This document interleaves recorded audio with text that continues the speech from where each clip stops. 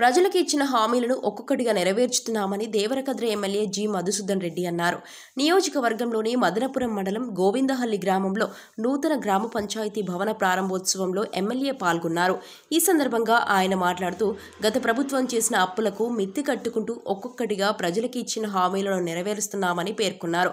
ఒక గోవిందహల్లి గ్రామంలోనే రైతులకు 58,75,312 రూపాయల రుణమాఫీ చేశామని తెలిపారు. అలాగే 100 కుటుంబాలకు 200 యూనిట్ల ఉచిత విద్యుత్, 102 కుటుంబాలకు 500కే సబ్సిడీ సిలిండర్, 35 మంది కుటుంబాలకు ఇందిరమ్మ ఆత్మీయ భరోసా ఇస్తున్నామన్నారు. త్వరలో ఇందిరమ్మ ఇండ్ల నిర్మాణాలను ప్రారంభించబోతున్నామని చెప్పుకొచ్చారు. బీఆర్ఎస్ 10 ఏళ్లు చేయలేనిది ఒక్క సంవత్సరంలో చేసి చూపించామని అన్నారు.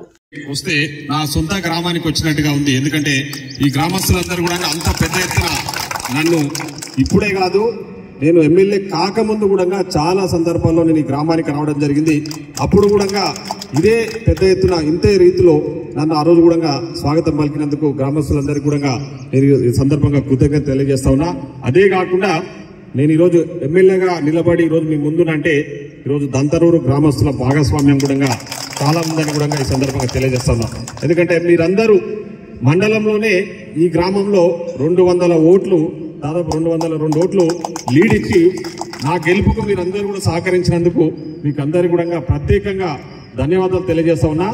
ఆ రుణం తీర్చుకునే అవకాశం కూడా నాకు వచ్చినందుకు ఈరోజు నేను సంతోషపడతా ఉన్నా అని కూడా ఈ సందర్భంగా తెలియజేస్తా ఉన్నా. ఈ గ్రామానికి సంబంధించి ఈరోజు నాకు తెలిసి ఇంత పెద్ద ఎత్తున మన నియోజకవర్గంలో 78 లక్షలు ఒక గ్రామానికి రావడం ఈ దంతనూరు అని చెప్పేసి కూడా ఈ సందర్భంగా తెలియజేస్తాం. ఇక్కడ గ్రామం ఏమో చిన్నది కానీ నిధులేమో ఎక్కువ వచ్చినాయి. మనం అంటే సీసీ రోడ్లు, డ్రైనేజెస్ సంబంధించి వర్కులు అన్ని గ్రామాలకు వస్తూ ఉన్నాయి.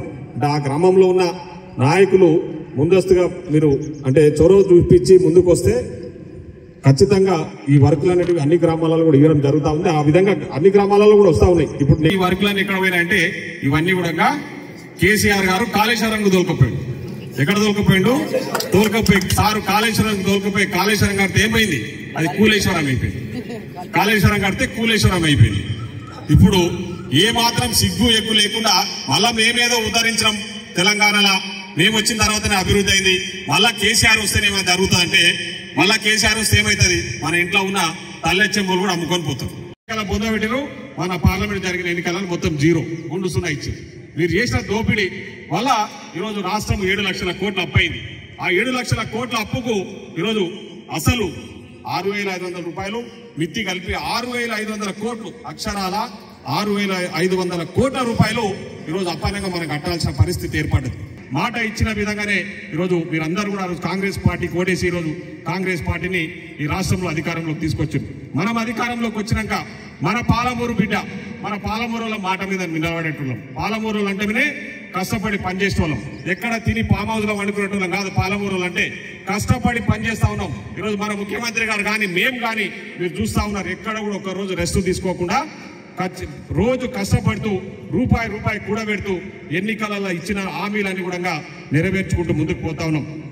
ఈరోజు ముఖ్యంగా చాలా ఉచిత ప్రయాణ సౌకర్యాన్ని వచ్చిన 2 రోజులనే కొన్ని వేల మంది, కొన్ని లక్షల మంది, కొన్ని కోట్ల మంది మహిళలు ఈరోజు రాష్ట్ర వ్యాప్తంగా ఇప్పటికే ఉచితంగా ప్రయాణం చేశారు. దాదాపు 5,000 కోట్ల రూపాయల బిల్లు మనము ఆర్టీసీ బస్సు కట్టాల్సిన పరిస్థితి ఏర్పడింది. దానికి మహిళలకు ఉచిత బస్సు సౌకర్యాన్ని కల్పించాం.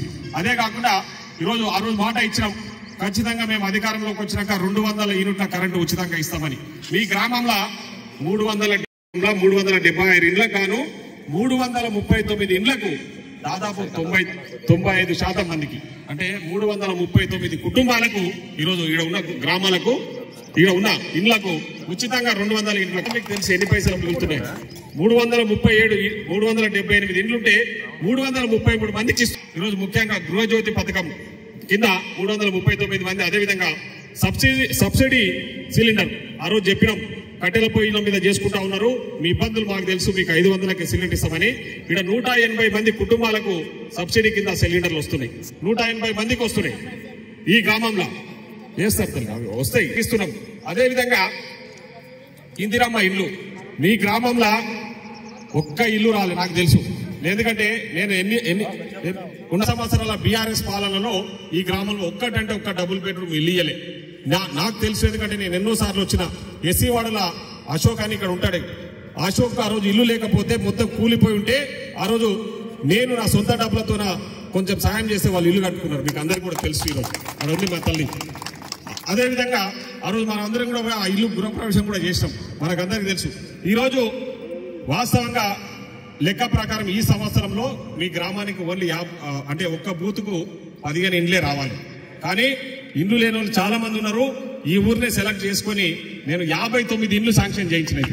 మొదటి విడత 59 మందికి రేపు వచ్చే వారమే 59 మందికి కూడా బుగ్గులు వేయబోతా ఉన్నాం ఇండ్లు కట్టుకోవడానికి. ఎవరైతే 59 మంది ఉన్నారో ఇంకా ఎవరైనా ఇంకా లేని వాళ్ళు ఇంకెవరైనా ఉన్నా కూడా మళ్ళీ వచ్చే సంవత్సరం కూడా మళ్ళీ ఇండ్లు ఇవ్వబోతా ఉన్నాం.